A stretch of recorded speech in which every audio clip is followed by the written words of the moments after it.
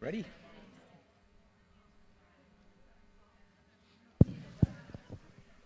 Good afternoon. Welcome back to Grand Rounds. Today, please remember to sign the attendance log at the back of the auditorium, and also please remember to fill out the program evaluations, and if you could give the CME committee ideas in regards to future topics or future speakers. Quick announcement is that we will not be having Grand Rounds next week, but we'll reconvene in 2 weeks. Today we actually have co-presenters. Our presenters are Keith Gordon, who's the manager of DIAM Pest Control in Des Moines, Cathy Wright, who's the director of guest services and environmental services here at Mary Greeley Medical Center, and Leanne Hillier, who is infection prevention specialist here at Mary Greeley Medical Center. They are here today to provide us with some guidance in the event of the specter of a bed bug encounter, and please join me in welcoming Keith, Cathy, and Leanne. Thanks.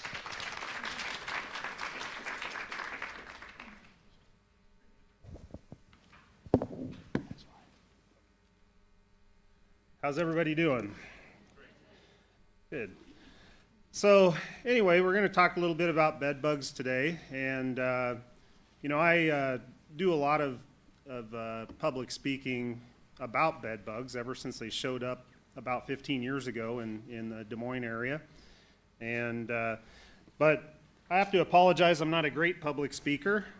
Actually, it might be the worst you've ever seen, and so last night I was kind of sitting around reflecting on that, and reminded me of when I was a kid that I wasn't really sports or athletes and movie stars and stuff like that. They weren't my heroes. I was actually into stand-up comedians, and so I'd sit around listening to Richard Pryor and Eddie Murphy and George Carlin, and so when I was sitting there thinking about today, it kind of reminded me of George Carlin, and he did this little bit where, I'm sitting here thinking, well, I don't need to worry about being the worst speaker because he talked about somewhere in the world is the worst doctor, and process of elimination, sooner or later you're going to find one. So, unfortunately, someone has an appointment with him tomorrow. So. Anyway, so it puts me a little bit at ease, knowing that other people have the same problem. So we're going to talk a little bit about bed bug detection and management, and when I get done, then I'm going to get into just making people aware that it really isn't the end of the world, and they're not going to take over the hospital. You're not going to take them home. You don't have to worry about those things. So we'll just start off. Bed bugs, they can easily be detected. They're big enough to be seen. You're looking at the picture on the left there. You've got some eggs, some cast skins, droppings. And early detection is really important. So when people come into the hospital, if there's bed bugs on a wheelchair or something like that, it's important to deal with that right away, or if they have some on their clothing. Over here, there's a lot of different ways of detecting bed bugs, and we typically start out with visual inspections. And we start out by doing a topical inspection where we're inspecting beds, couches, and chairs without necessarily disassembling them or flipping them over or anything. We just kind of look at the surfaces, and if you look over here on the left, this is just a couch, the back of a couch, and there's a seam there, and you can see some eggs, bed bugs. This is a mattress over here. You can see that they're in the seams. They always kind of tuck themselves into crevices like that. So I don't know if we have any people in housekeeping or anything like that, but if you're changing linens or something like that, these are the areas you really want to look at, is the seams. I don't know what this rocket scientist is doing here in the middle. That's not how you inspect a bed for bed bugs. You don't want to lay on it. Not a good idea. So, and then if we don't find bed bugs when we're doing our topical inspection, we'll do more of a complete inspection if we have some reason to believe there might be bed bugs in there. And here you can see droppings on this box spring around the wooden frame. We've taken a bed apart here to look at it. This is just around the leg of a couch. You can see bed bugs and droppings there. Another way that we detect bed bugs is we can put out these bed bug monitors. These are little plastic trays that go underneath the legs of a bed or a couch or a chair. And it's just a pitfall trap. It's textured on the outside so they can climb up it. But once they get into it, they can't climb out. It's polished plastic and it's just too slick for them to get out. And those actually, even in a low-level infestation, are about 97% accurate according to the research that I read about it recently. So pretty good tool for us. There's now there are canine bed bug detecting canines, and we've never really used one. I feel like I was lucky in the beginning when bed bugs showed up on the scene that we had some pretty good technicians that really caught on quick, and we just never really needed one. We were always able to find bed bugs. They're kind of getting away from bed bug dogs, and there's some data over here on the right about there's a company out on the East Coast. They have 11 different bed bug dog teams, and they ran them through 276 apartments. 67 of the units had bed bugs, and the mean detection rate was only 44%. So, they're not as accurate as what they're made out to be. And I don't have anything against using them. It's just that the technicians these days have come a long ways, and just a visual inspection by a human being is going to be more accurate than that. Some teams detected as low as 10%, some detected up to 80%, and then they would swap handler and the dog and run them back through, and they ran them through several times, and a team that did really well one time might not do real well the next time. So they're just not consistent. They have a mean false positive rate of 14%. So they alert on something when there's no bed bugs there. And it ranged anywhere from one team having no false positives up to one having 57% false positives. So they're out there, and there is a use for them, but I feel like a human being that's well trained is probably going to be a lot more accurate than a dog. And then customer reports. You can't count on customer reports, and I guess when I'm looking at it, I'm looking at it from the standpoint of apartment complexes or assisted living or something like that. That's where 95% of our bed bug infestations are found, and it's just the vast majority of what we do is apartments. And believe it or not, about a third of the population has no reaction when they're bit by bed bugs. So you will have a large number of people that have bed bugs and don't even know it, so they don't report it. Or the other problem that we run into is that a lot of times tenants don't like to report it because they don't want to get in trouble, they don't want to get evicted, they're afraid they might have to pay for it. For all sorts of reasons. Maybe you're dealing with someone that's vision impaired and just can't see them. So you can't rely on the customer to report problems. And I'll show you a good example. This is a video I took of a box spring a couple of years ago. And this lady did not want us to come into her apartment and inspect it. She was a hoarder and really refused access to us. And this is what we found when we went in there.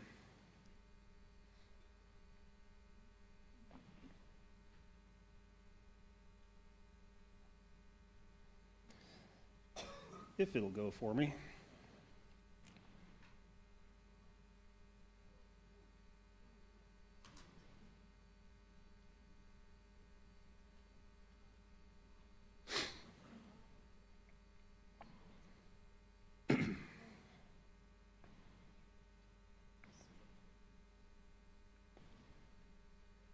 I love it when they ask me to come during lunch.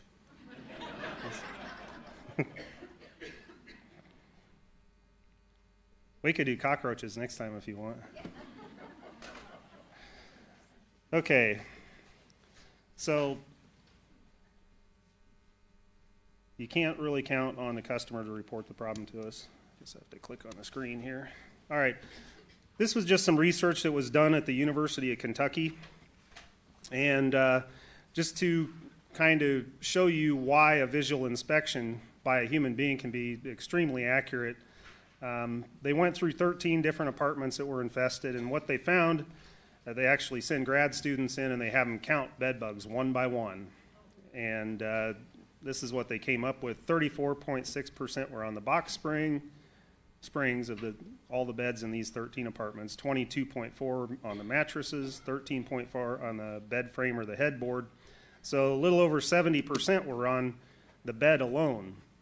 And then if you throw the couches and chairs in on that, 93% were on the bed, the couch, or the chair. And again, you'd want to throw wheelchairs in there too, and that's something that probably comes in here quite a bit. So it's something to look at when you're bringing a wheelchair in from outside, because we do find bed bugs on wheelchairs. But so the bottom line is, if we go in and we inspect the bed, the couch, and the chair, we're going to have a pretty high degree of accuracy, and we really don't worry on the rest of the unit.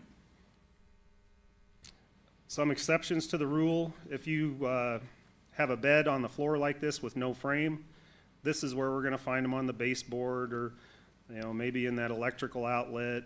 Looks like there's a nightstand over there. We might find them on the back of the nightstand, maybe up around the light fixture, or up on the ceiling wall junction. But they're always going to be right around the bed. They're not going to be clear over here on the other side of the room, because they're not going to walk that far for a blood meal. They're going to situate themselves within about a foot of a blood meal. And so they go and they live places where the food comes to them on a regular basis, and so that's where we look for them. You can have 1 million bed bugs around this bed and have nothing anywhere else in the apartment. Another example is, this is one that we run across quite frequently, and I have to stress that bed bugs are not attracted to clothing, they're not attracted to beds, they're not attracted to couches, they're just attracted to us, and the reason that they're on furniture is because that's where we're at. But clothing, if you take those clothes and put them away in that dresser drawer, you'll never find a bed bug on them. They will never go that far for a blood meal. But if you've got them, piled up alongside the bed here, and that pile sits there for a couple of months, then the kid gets up one morning, can't get to the dresser because stuff's piled up too high, so he just grabs some clothes off the floor there and puts them on and heads to school, and yeah, there might be bed bugs on there. Or if that teddy bear back there sits there, for several months, and then one day he decides to take it with him somewhere, there could be bed bugs on it. But if this is something that he's playing with every day and is constantly disturbed, they're never going to be there. It's just, they're not going to be someplace where they're disturbed all the time. And that's, I look at things like office chairs and hospital beds and things like that you have around here. Those things are constantly being moved, and people are getting up and out of them and back in them, and they're not going and sitting in an office chair, for 12, 14 hours like someone in a bed might be. Well, I wish I could be in bed for 12 or 14 hours, but you know what I mean. They're getting up and down, and it's constantly being disturbed. So you just don't really find them in stuff like that. Talk a little bit about bed bug management. Of course, there are insecticides. When bed bugs first showed up, you would always hear, we hear you can't kill bed bugs with insecticides, and it really isn't true. The problem is that they hadn't been around for over 50 years, and so the chemical manufacturers had no reason to register their products with the EPA and have bed bugs on the label. Well, in Iowa, the label is the law. So we have to apply the pesticide according to the label, and if it doesn't say bed bugs on it, it doesn't matter whether it would work or not, we can't use it. So it took a while for a lot of these manufacturers to get the EPA to register their products with bed bugs on the label. Now there's hundreds of things that we can use, very effective things. So it is definitely a good way to control bed bugs. Vacuuming, in cases like that video that I showed you, the first thing I would start off with there is a vacuum, because if I suck up 10,000 bed bugs, that's 10,000 that I don't have to kill otherwise. So very effective tool, especially in heavy infestations. Steam is something that they used to use a lot a few years ago, but they're kind of getting away from it. I think if I'm using a device like that, I'm just going to grab the vacuum rather than melt them to my mattress. Cryonite or freezing, this is basically just a CO2 tank, and they blow CO2 into cracks that bed bugs live in, and it freezes them. It never really took off. I don't know a lot of people that ever used it, but it is out there. I think it's kind of going away.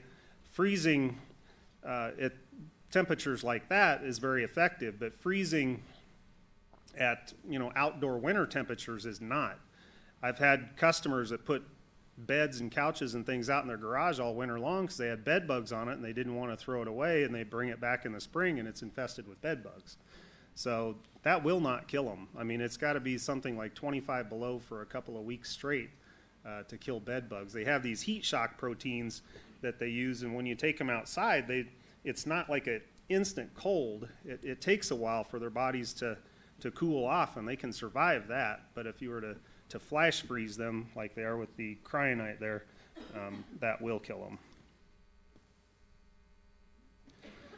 Isolation.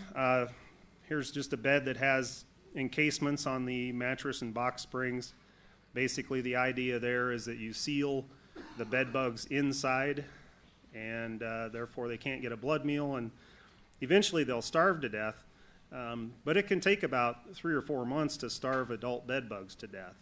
And so typically we will treat that with an insecticide before we put the encasement on it. It'll also keep the bed bugs from biting the person on the bed. Now, I hear people, say, well, I don't have bed bugs. I got encasements on my bed. It doesn't matter. I mean, they can live on the outside of it. It doesn't keep them off of it.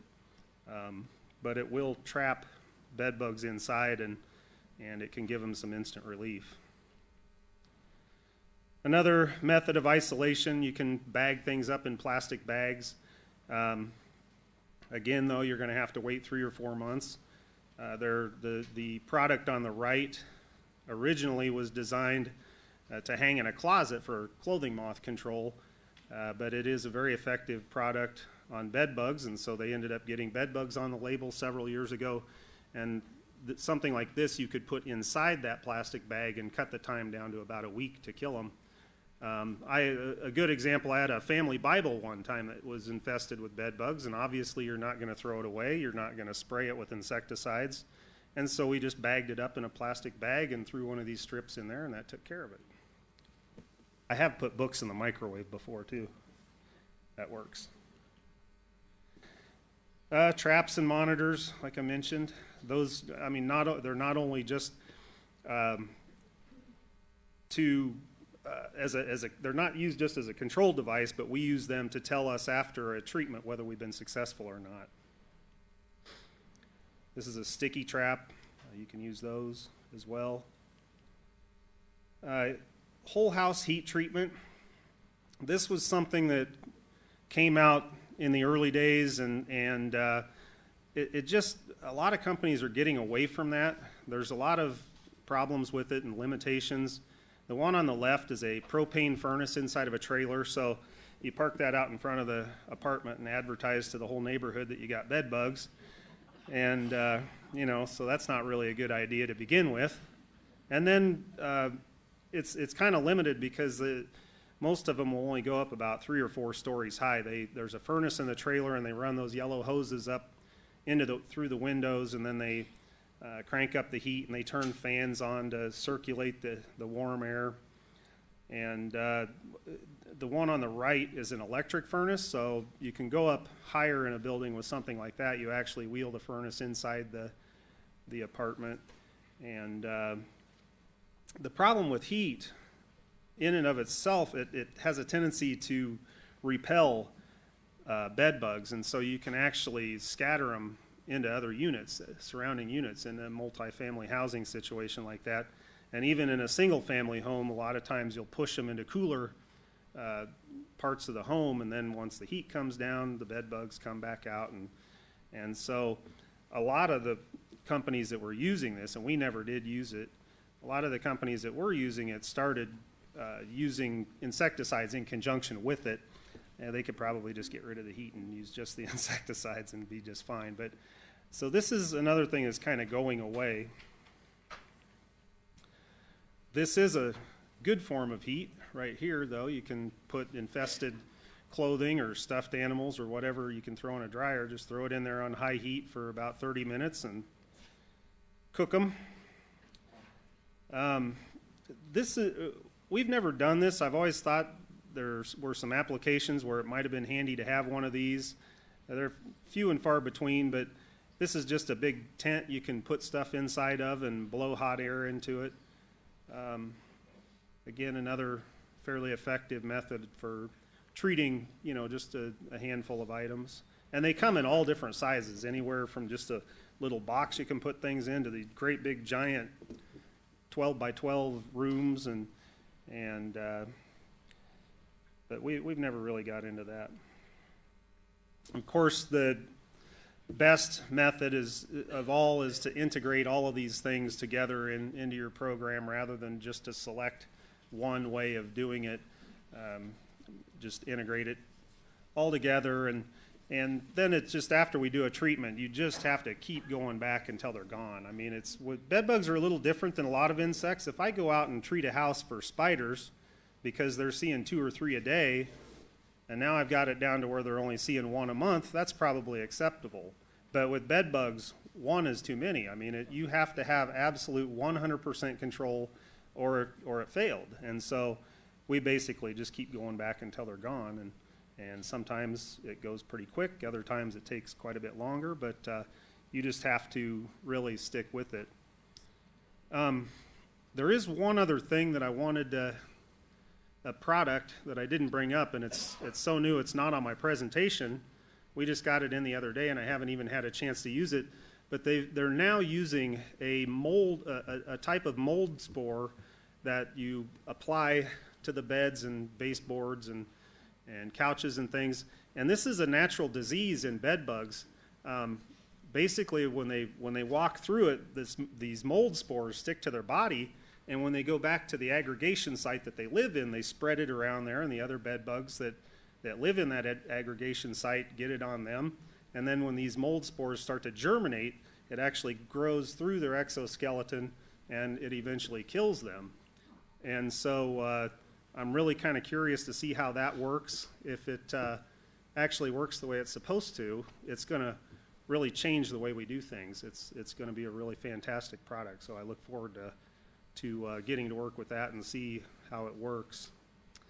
So with that said, I'm just going to kind of freestyle a little bit here. I'll stay behind the microphone though.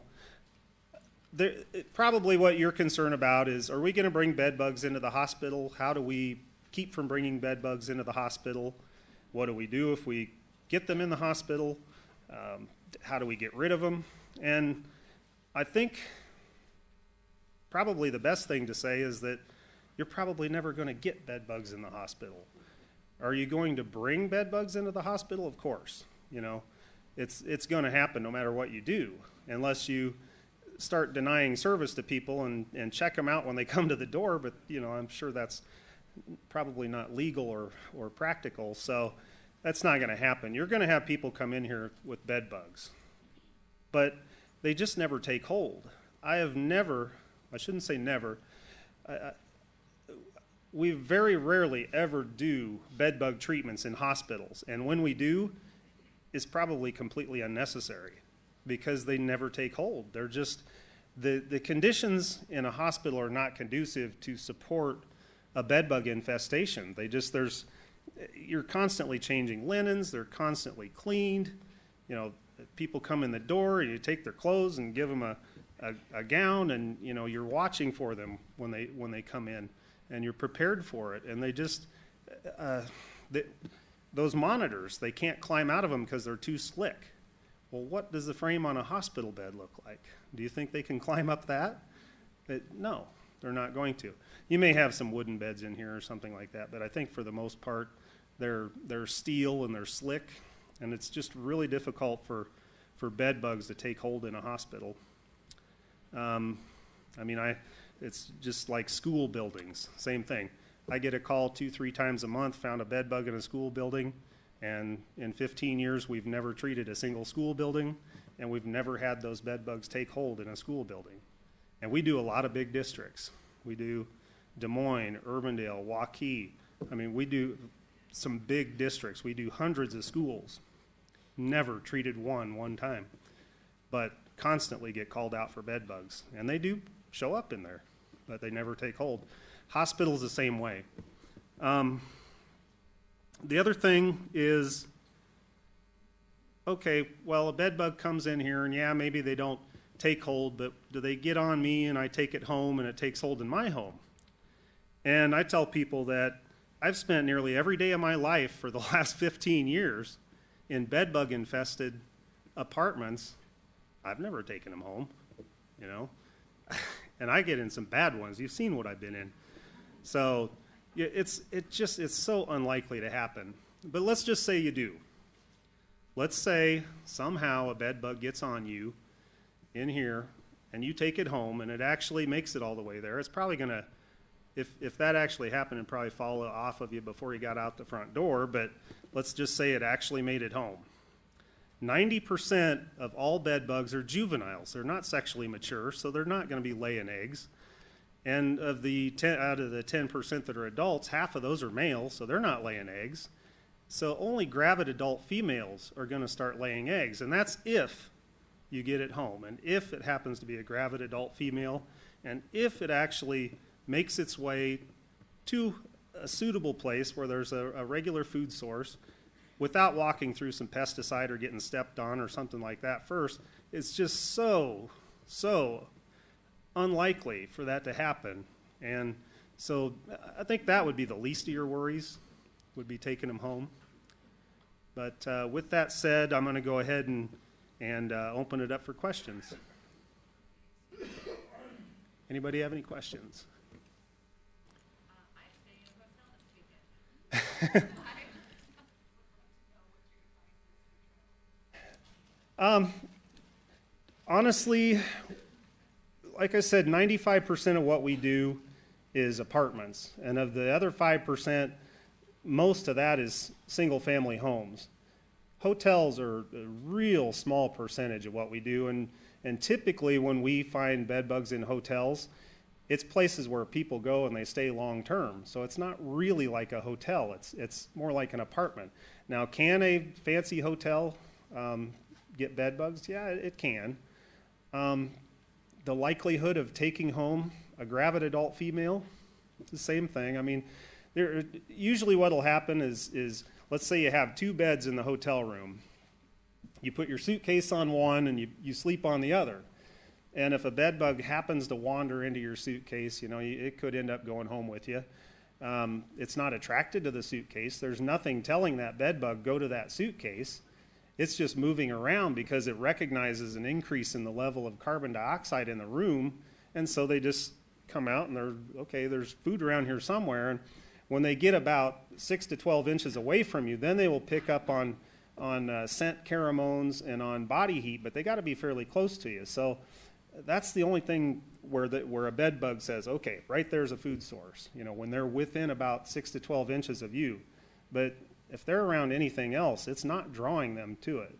So it's very, very difficult to take a bed bug home from a hotel, but if you do, as I explained before, it's unlikely that it would ever turn into a problem. So not a whole lot to worry about, really. If you do have that happen, though, tell them, man, you'll get the room for free.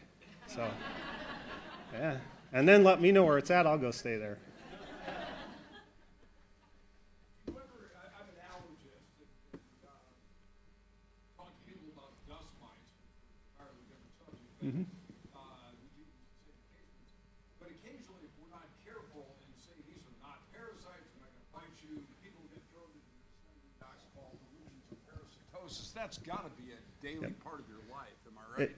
Absolutely. In fact, I had considered doing a PowerPoint presentation on delusions of parasitosis. That was actually the first thing that I thought of because I wasn't exactly sure at the time who it was going to be in the crowd. I thought it was nothing but physicians, and so that is something that that I think is important for people in the medical community to learn about. But we get calls all the time where people just, they swear up and down that they're being eaten alive by insects, and you go out and you do visual inspections and you put out monitors, you don't catch anything, and this will go on and on and on for months, and they have this unshakable belief that they're parasitized by some sort of an insect. And you'll go in there and they'll hand you a baggie full of everything but an insect. There'll be boogers and toenails and scabs, and I mean, you take them back and put them under the microscope, and you would be shocked at some of the stuff people give to you. And they just won't let go of it. And the only thing that I've ever really found that works is just keep presenting them evidence, okay? And I always explain to them that there are very few structure-infesting insects that will bite human beings. And it really is just fleas and bed bugs. You know, people always say spiders. Well, spiders, they don't eat blood. They have no reason to bite a human being. And so if you're bit once in your lifetime by a spider, it's rare. And so whenever someone comes to you and, oh, I've got bites all over, you know right away it's not spiders. Everything else pretty much is outdoors. I mean, there's some bird mites and things like that, but it's almost always going to be fleas or bed bugs if it is a bug that is actually biting them inside. So I do often recommend to people that they go see a dermatologist or someone like yourself that can maybe diagnose some sort of an allergy. But I never want to make any kind of a medical diagnosis myself, or I'll end up getting in trouble. But I do often, after we've gone through a series of inspections and all that stuff and come up with nothing, I tend to say, hey, you might go see a dermatologist or something. Yeah, as an allergist, let me suggest that they go see a dermatologist. Yeah. I see how you are. But yeah, it's hard to get those people off your back sometimes, Say, okay, what's your number? But question I have is, are you aware of any diseases that are transmitted by bed bugs? No, I mean, we've been told for years that bed bugs don't transmit any diseases. They are, however, you hear them talk about their testing for MRSA as something that they could possibly spread, but there really is no definitive evidence that that's occurring. And one thing we do know, they can actually they can kill baby mice in laboratories with bed bugs just from being anemic. They'll suck them dry. So I imagine if you had a bad enough bed bug infestation in a very, very small infant, it could get pretty serious. But there really isn't a whole lot of research being done on bed bugs right now, believe it or not, because they don't know of any diseases that they cause. And that's sort of what took so long for the entomological community to catch up, because there was just no funding for bed bug research. It's got to make you sick or kill you before they'll give you money to study it. So,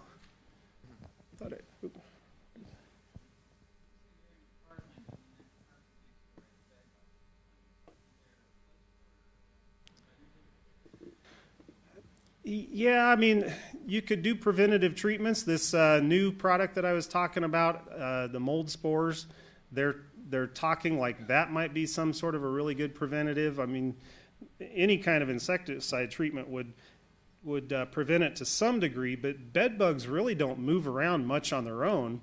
They're hitchhikers. People move bed bugs. A bed bug is going to situate itself within 6 to 12 inches of where you sleep or sit on a regular basis, and they have no reason to leave. The food comes to them every night, and even if you go on vacation for a couple of weeks, they'll sit there and wait. They can live months without a blood meal, so they just really have no reason to get up and leave. And they would be oblivious to the fact that there's an apartment next door. I mean, there's nothing drawing them that way, because they're really, unless they can detect an increase in the level of carbon dioxide coming from that apartment so that they start moving around. And even then, like I said before, that it doesn't become directional until they pick up on body heat or scent pheromones. So it's not really a whole lot to worry about if your neighbor has bed bugs. Now, if your neighbor has bed bugs like that video I showed you, yeah, you're probably already got them. So, and they did. They all did. So, You may have just answered this, but how are bed bugs most commonly transmitted from one location to another? basically, probably the most common way is moving in furniture that's already infested. People will throw away their furniture, set it out on the curb, and because it has bed bugs, and they're trying to get rid of them by throwing everything away, and other people drag them back up in the apartment, thinking they found this great treasure. I have people that they get stuff from friends and relatives knowing that it has bed bugs, and they just figure, oh, I'll just spray it and be okay, and it never works. The other way is, and the reason I think that such a high percentage of our calls are for apartments is because they're not spreading them long distances. Someone's sitting on the couch, they got a bed bug on them, they walk out in the hall, and it falls off out in the hall, and that bed bug's going to walk around until it starves to death or finds food. And so that's really how they spread. They don't really move much on their own. People pick them up and move them for the most part. And I apologize, I don't have my glasses on, so I'm kind of...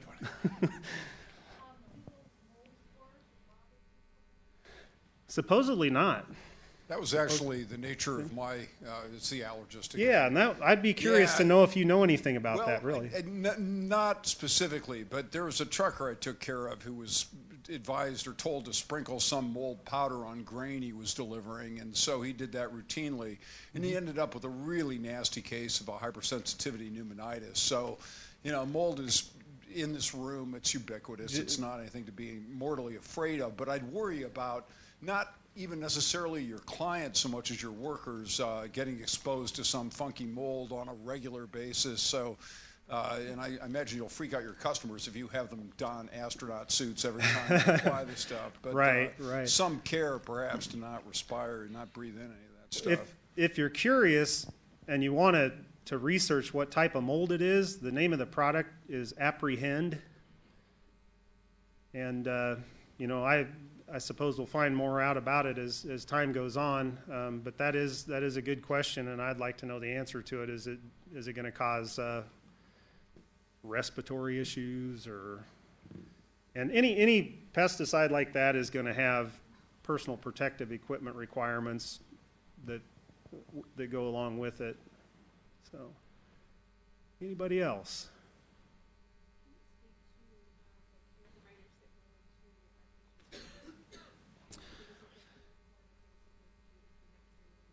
Yeah, that's actually, if you're a care provider that goes into a home and the home has bed bugs, keep in mind what we talked about. The 93% of the bed bugs were found on the bed, couch, or a chair. So don't put your stuff on the bed, couch, or the chair would be my, the first thing I'd tell you. And just, check yourself over before you leave. I mean, I always just out of habit when I walk out of a place like that, I always just kind of look at my pant legs when I'm walking out. Wear light colored clothing. Don't wear dark clothing, just so you can see them better. And again, it's where you put your bag and your laptop and your jacket and that kind of stuff. Put them out on a kitchen chair or a kitchen table. We very rarely find them in kitchens. And when they're there, it's probably because they were riding on someone and that's where they fell off, and they're going to make their way back to a couch or a bed. So we just don't, even in places like that heavy infestation, that video, you're not going to find any in the kitchen. They're just not there. So, any others?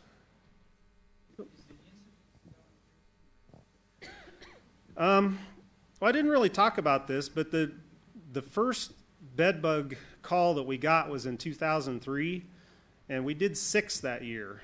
We probably did 6 today. and it was a pretty steep incline, but it has sort of plateaued. And, you know, it's hard for me to say because our company is growing at a regular rate, and so, but I think it's kind of leveled off. They're not going anywhere though. They're here to stay. You know, part of the reason that they were able to eliminate them in the 1950s is because they would go in and with a friggin' fire hose full of DDT and hose the place down, and you can't do that today. I mean, I was showing the technicians videos last night during our training meeting. They were applying insecticide dust to this guy's hair, and then they were literally spraying the walls, you know, and just because of EPA regulations and things, you know, we're obviously not allowed to apply pesticides like that, and the things that we're using today are much safer than some of those things that they used to use, but the trade-off is that, you know, we're not doing a good job of, as good a job of killing them. I can tell you that, you know, we've done several thousand bedbug treatments, and to this day, we've never failed to get rid of them in one single account. But sometimes it takes a while, and who knows where those people are taking those bedbugs in the meantime while we're trying to get rid of them. So they're here to stay. It's a lot there for a lot of reasons. I mean, just in the 1950s, people weren't flying all over the world on airplanes, you know. We weren't trading with every country on the planet. Immigration from every country on the planet. And so for these reasons, they've been brought back into the United States, and they're here to stay. Anybody else? No? Okay, thank you.